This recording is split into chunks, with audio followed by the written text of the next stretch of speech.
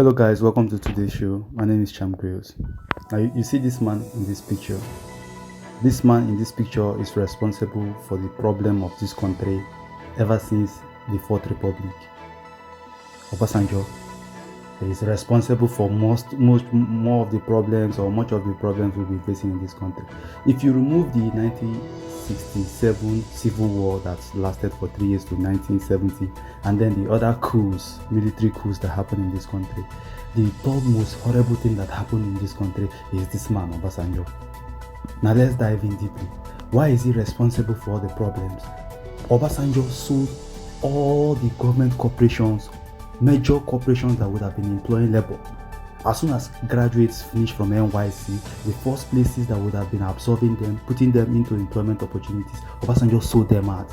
Nitel, NEPA, NIPOST, Nigerian Basic, Ajaokuta Steel, you name all of them, you know most of them. Even the structural adjustment program he did when he was the head of state there, he stole money from it. You remember his countryman, Fela called him out, and that was why he cheated Fela's mother. Obasanjo, he tackled Alameseya. When Alameseya, even when the Niger Delta militants were making their demands, when he came into office, he forgot that he came into office. It's not that Obasanjo was voted because people loved him as a nationalist. It was because that 1993 election was annulled. Yoruba people were outraged. They were so paranoid by what IBB did. So they just looked around, and then they brought Ernest Shenekon. Abacha came in, and then they still muted his power. When he wanted to do his transmutation, they seized his power from him, and then when he tried to contest and died there, Abdulsalami Abubakar came. They just wanted to compensate Yoruba people. That was why they brought Obasanjo. But he came there, he dealt with the militants from Yenegua, Odi, massacre. Alameseya was even supporting him. But when they took Alameseya to the vein, the scene, and he saw the level of damage and carnage, he marveled, he cried. He said that Bayelsa is the only state in Nigeria that doesn't have federal presence. The gas turbine there has not been working for how many days. All those things are there. He caused Obasanjo, and that was where the problem started from. That was the very first issue Obasanjo was supposed to tackle as a nationalist. You know that Bayelsa was also one of the biggest supplier of crude oil, and the youth were angry. They were shouting, talking about what even made Abacha to kill Ken Saro-Wiwa. Was it not the same thing? Oil degradation and spill. The people finish school, they don't even see access to good water, they don't have healthcare facilities, they don't have security, no federal presence. And the youth went to protest. What he did was to send troops to go there and massacre them.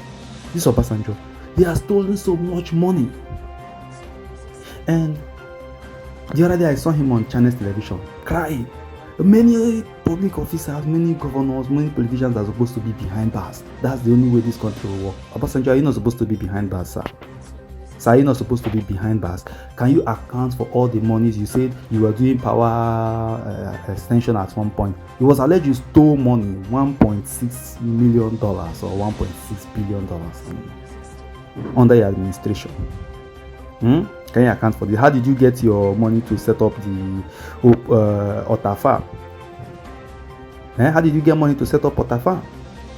It was alleged you did a deal with MTN at that point, or Airtel. You dial *555*1#. That 1#, it was alleged that ₦1 goes to you from every recharge made from Nigerians, and you claim to be a nationalist. You are the problem of this country. Goodness me. Myself, I gave up in the justice system of this country the moment EFCC sacked Nuru Ribadu, Nigerian police, Mike Okiru. You see, if you want a good country and society, Nigeria, you need somebody like Nuru Ribadu, Dora Akunyeri, and Mike Oshomole, Adams Oshomole. These three persons were the erudite, unrelentless freedom fighters and peaceful society you would have wished for in this country. Let's dive into EFCC. When Obasanjo set up that agency in 2003, even the international communities were applauding him, the poster boy for justice. Nuri Ribadu, fearless, gallant in its effort to redeem the country.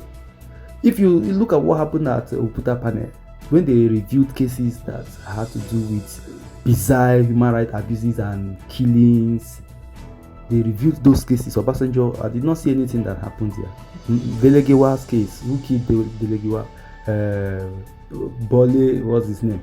The former chief judge of the country. I think, what's that his name? Then you talk about the likes of this Abacha's ADC, Mustafa, all the killings in this country, Queenat, Abiola, many of them, they were brought before Oputa Panel. The cases were swept under the rug. Bolege, the chief judge of Nigeria, they killed him. Who killed all these people? They brought that out. The case, Oputa Panel was not. But when EFCC came in and Nuri Ribadu took over, he was a celebrated dictator. High profile personalities were brought to book. Bola Ige, Alame Seya, Chris Ngige, James Ibori. Even Peter Odile was being investigated. Peter Odile was an ally to Obasanjo. Obasanjo was always coming to Rivers State. I was working at the airport there, Nako. He was always coming there every 9 o'clock of every week. You see him when people are listening to the network news. They will be moving state funds. They will be moving funds. He was always coming to commission rules, and everybody thought Odile would have become president. But in his selfish interest, Obasanjo started pushing for third tenure. You people remember that, right? Obasanjo was pushing for third tenure to become the president. And Odile, who was the chairman of the Governors Forum at that point, they call him Golden Governor. He kicked against it behind the doors.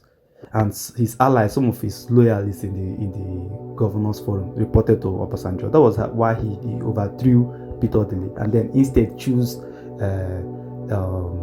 Yar'Adua to be Goodluck Jonathan to become the pair mate to Yar'Adua. He chose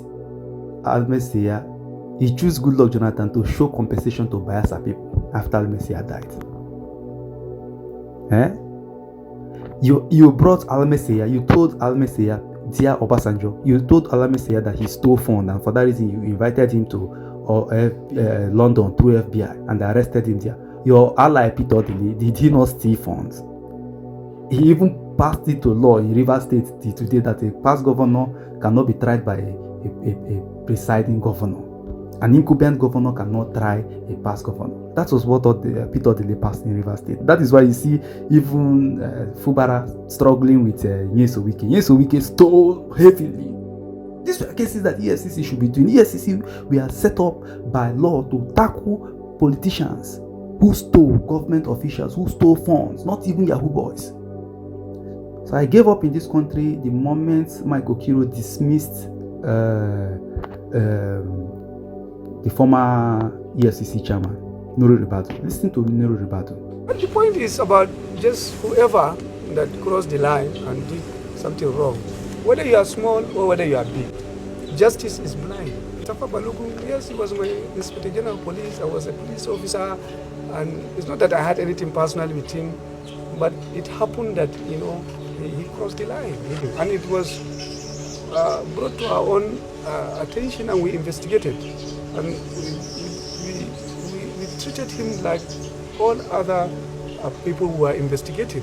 No difference. I've never looked for anything in terms of benefit from even the police. An Inspector General of Police could not give me anything. A president could never give me anything. Obasanjo never gave me an office pin in his life up till this very moment. Even an office pin, I swear to God, he never gave me. That man was the best thing that ever happened to this country. If that man was the president of this country, you will not.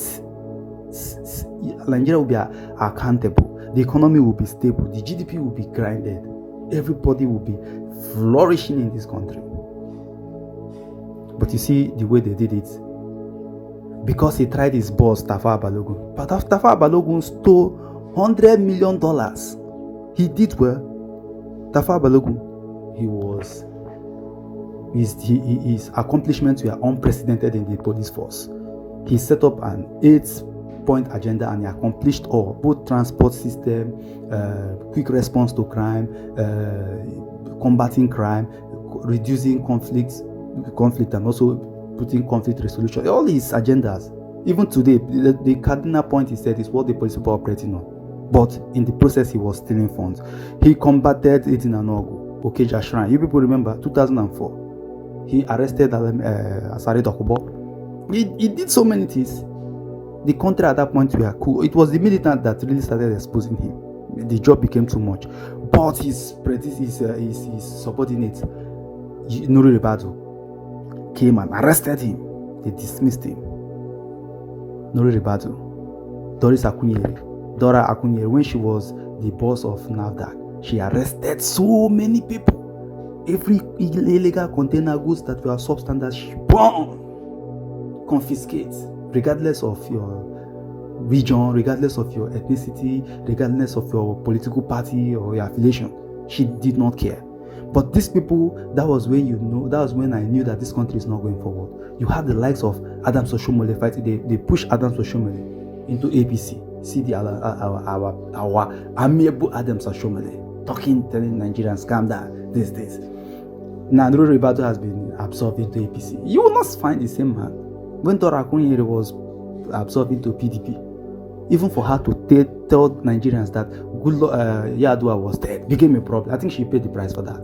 Because even Obasanjo told Channel Television the other day that when Yar'Adua died, many quarters of the northern oligarchies said no, Goodluck Jonathan should not be the president. And she came out and said, as the Minister of Information, it was born on her to tell Nigerians that their president was dead and the constitution outlined that the vice should take over. That is it. So you see the country, you see why the country cannot be good. Nuri Ribadu came out, he fought gallantly. Now tell me today, dear Mr. Obasanjo, sir, with all due respect, if NEPA was still in existence, would we be paying this high tariff and hiking prices? Graduates who are running around the streets unemployed, what would NITEL be doing? Wouldn't he be employing Nigeria? Today you say MTN, we are paying heavy amounts in telecoms, in recharge, everything. DSTV, they take everything, is foreign companies. Have you seen your selfishness, what it has cost us? But you people will not tackle you. You killed Alameseya, Orderly, James Ibori, all those people that came out. EFCC, you see them today, Magu, all of them, they are shamelessly parading themselves. They are always being arrested for the fraudulent activities the agency was set up for in the first place. Today is Yahoo Boys. EFCC, go and check the record of what Nuri Ribadu was doing. If $100 million, all those money that we are being retrieved for politicians, we are being put back in the economy, you think that this country go there same day? Do you know how much that man was taking? Today, these politicians are carrying our money, going abroad, investing. You see it in Swiss account, you see it in the International Monetary Fund. They are always investing outside in developed countries just because they don't want. I don't know, who are they scared of? If you steal money and use the money to develop your country, is it a crime? Like, okay, Obasanjo, I'll give that credit to at least Otafam, Ogun citizens will be working there. That's how it should be. You steal money. I don't have problem with you stealing money. It's your modus operandi to steal public funds. Use the money and invest in your states. Then claim the property, but employ people. That was what Nuri Ribadu was even about. They sent him to Jos. They brought Waziri. She was dismissed by Goodluck Jonathan. All subsequent officers that had taken over that position, they are always been dismissed for stealing. Nuri Ribadu said he never took a pin or a dime from Obasanjo. That man was an angel sent to Nigeria to redeem us from the shackles of political intoxication and stealing. But Nigerians, with their mentality, still ended up disgracing him. He had to run away after 2007 because he dismissed Tafawa Balogun, because he brought people, they were scared. James Ibori, they say, this one that is bring, all of them were always paying pay. Today it's Yahoo Boys. If EFCC, they already tired because they catch you, they bring you to office and you pay 100 million from behind bars and you escape. You run away. What does this sound to the other politicians? They keep stealing. ICPC, EFCC at that point, 2003, together with Tafawa Balogun, was the era you thought this country would be good. But no way. No way. May God help us in this country. May God help us in this country. Dear Sir Obasanjo, I hope you are alive seeing what you did. Stop pretending to be a statesman. You're an elder man. You're not a statesman. You're just an elder to the country. You have destroyed this country completely because of your selfish interest. In 2011, I put it to you that Nuri Ribadu conducted an interview, and he said that your administration stole more than Abacha's administration, but that you're a political guru. You played your cards well. You played your cards and you made it look like you were the saint that brought EFCC, ICPC, and all that to tackle corruption. You are corrupt. Even Fela started tackling you. Me knows. We would have a long way to go for us to retrace our mistakes and find somebody to fill in the voids.